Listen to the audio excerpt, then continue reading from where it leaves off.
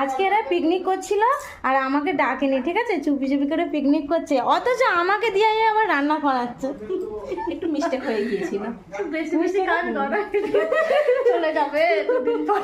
চলে যাবো, মানুষ তো বলে যে বিরিয়ানি করছে, ঠিক আছে, আবার লাস্টে বলে আমাকে দিয়ে বিরিয়ানিটা করাচ্ছে, ঠিক আছে। খেতে পারি। মন দিয়ে করবি, আর ওরা কি করছে, এই যে মেকআপ করে সেজে গুজে ঘুরে বেড়াচ্ছে, ঠিক আছে। মেকআপ করেছি আমি, মেকআপ করেছি। হ্যাঁ। আবার আমাকে করছি বলে আমাকে জুসও খাওয়াচ্ছে। কোথায় গেল আগের জুসটা?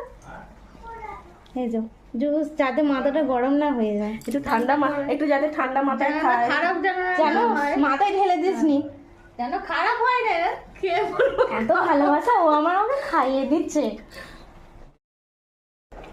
চলে যাবে একটু কেঁদে।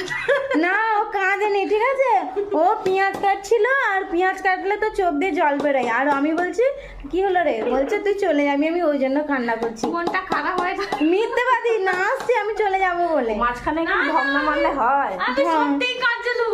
অমনি মিথ্যে, পেঁয়াজ কাটলে জল বেরোয় চোখ দিয়ে। হ্যাঁ, একজনের বেরোয়। না, আমি চলে যাবো বলেই তুই বিরিয়ানিটা করছিলি, যাতে আমাকে না বলিস, ঠিক আছে। আবার সে আবার তুই রেখে যাবি।